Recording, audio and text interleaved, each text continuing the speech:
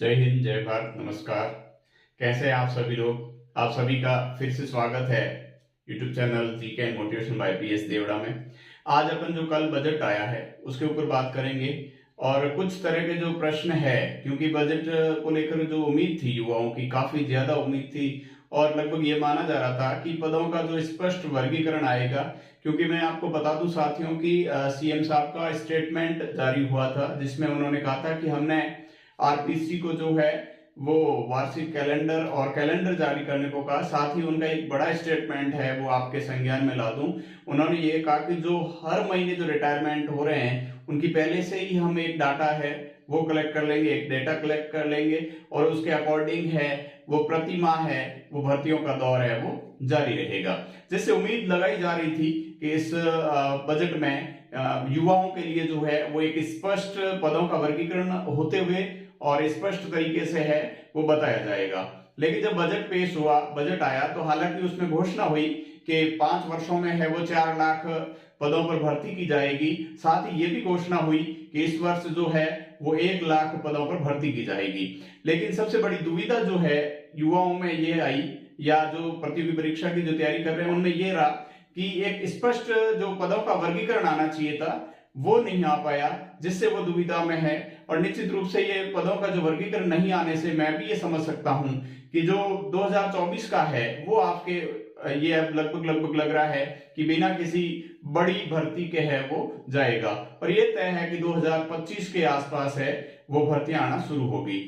हालांकि उनमें जो बताया गया है पदों के वर्गीकरण में या पदों का जो कहा गया है उसमें आपको मैं बता दूं साथियों कि जैसे ये 5 वर्षों में 4 लाख भर्ती, इस वर्ष है वो 1 लाख की भर्ती। इस पे अपन बात कर कुछ ही बातों पे उन्होंने जो है वो नए पदों का सृजन हुआ है। पुलिस विभाग में 5500 नए पदों पर भर्ती होगी, तो ये उनमें एक बात बताई गई। साथ ही रोडवेज जो राजस्थान राज्य पथ परिवहन निगम है उस पर 1650 की जो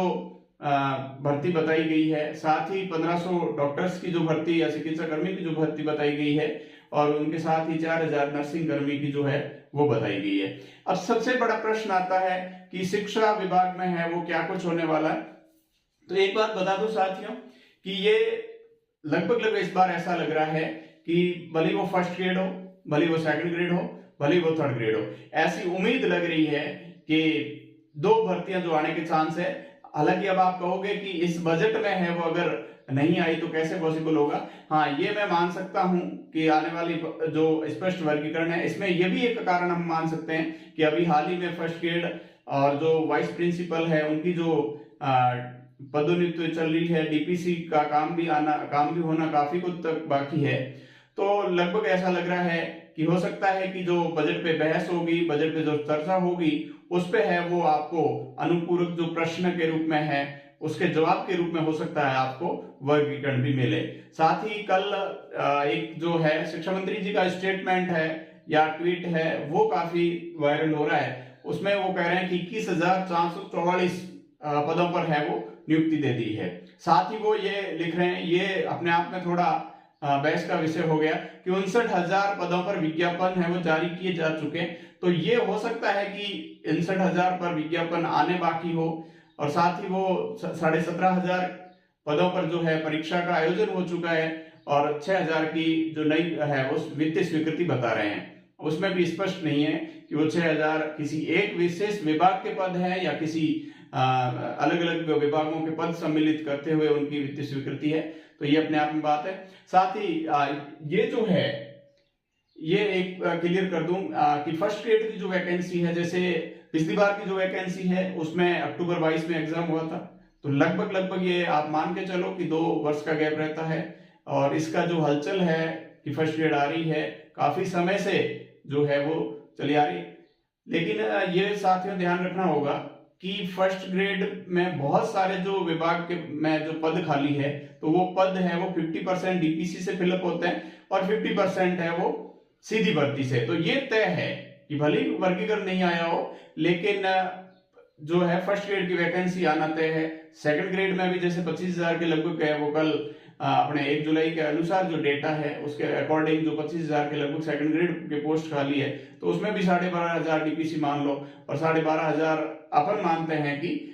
जो सीधी भर्ती, अगर सीधी भर्ती मान लो 3-4 हजार पद कम भी करते हैं तो 8 से 10 हजार सेकंड ग्रेड की भी भर्ती है वो मिल सकती है। साथ ही उसमें थर्ड ग्रेड के भी जो पद है, तो थर्ड ग्रेड में हालांकि भर्ती इतनी बड़ी आने की संभावना नहीं है इस बार कि बहुत बड़े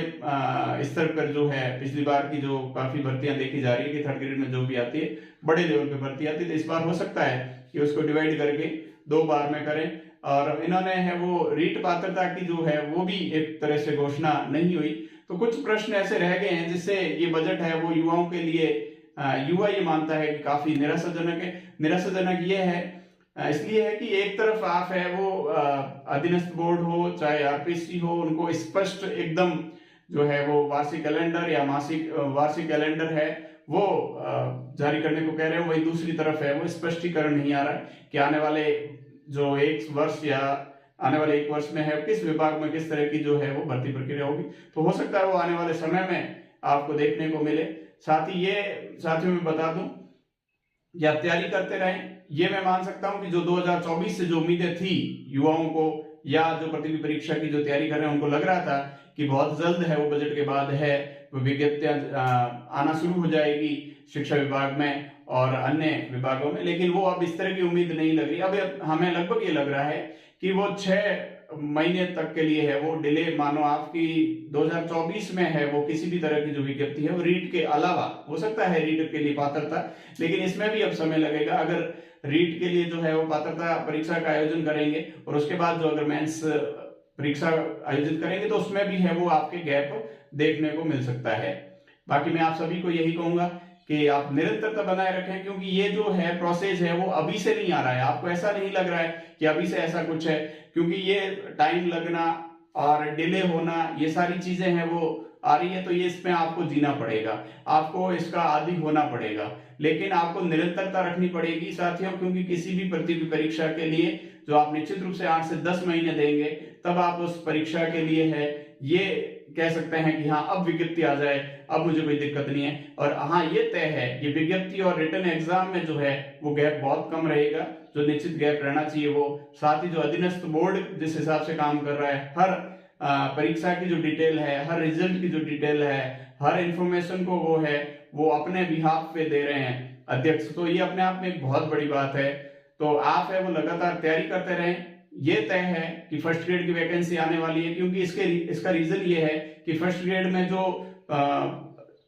3 से 4 हजार जो लगभग 3800 स्कूल है जो क्रमोन्नत हुई थी सीनियर में, सेकेंडरी से सीनियर में जो हर ग्राम पंचायत में एक स्कूल क्रमोन्नत हुई थी, वहां पे अभी जो है वो फाइनेंशियल सेक्शन नहीं मिला है, वित्तीय स्वीकृति नहीं मिली है, तो अपने आप में जो है वो टाइम लगेगा। जैसे अभी इसमें भी जो घोषणा की है प्राइमरी स्कूल्स की और कुछ जो है अपग्रेड करने की, 100 स्कूल है जो है वो अपग्रेड करने की भी घोषणा हुई है, तो ये घोषणाएं जो है वो धरातल पे आने में हो सकता है वक्त लगे, लेकिन भर्तियों का दौर जारी रहेगा। क्योंकि ये आप ये न माने कि बजट में नहीं है इसका मतलब भर्तियां एकदम से बंद हो जाए, ऐसा कुछ भी नहीं है। विभाग है वो भर्ती बोर्ड है वो अपने हिसाब से है वो विज्ञप्ति है और सैंक्शन है वो लेता रहेगा, जैसे हमेशा से लेता रहा है तो लेता रहेगा। और हर विभाग में मैं फिर से आपको रिपीट कर रहा हूँ, फर्स्ट ग्रेड, सेकंड ग्रेड और थर्ड ग्रेड, तीनों ग्रेड की जो है वो भर्ती आपको देखने को मिल सकती है। हाँ ये जरूर है कि डिले होगी, क्योंकि ये देखते हैं कि 5 वर्ष में लगभग यही रहता है कि एक बड़ी भर्ती या किसी डिपार्टमेंट में 2 भर्तियां आने के रहते हैं चांस, और उसमें है वो 2 से 2.5 साल या 2 साल का गैप तो अमूमन अपने को देखने को मिलता है। तो ये मान सकते हैं कि 2025 में 24 के लिए है वो स्पष्टीकरण नहीं है, लेकिन 2000 आने वाले टाइम में है, कुछ ही टाइम बाद आपको है वो इसके लिए आपको देखने को मिलेगी अलग अलग विभाग में है वो भर्तियां आने वाली है। साथ ही मैं यही कहूंगा कि आप कोशिश तो कीजिए, अंत में मैं यही कहूंगा कि आप कोशिश तो कीजिए, कुछ तो फायदा होगा, कुछ भी नहीं तो फिर भी 0 से ज्यादा होगा। तो आप लगातार तैयारी करते रहें, ये मैं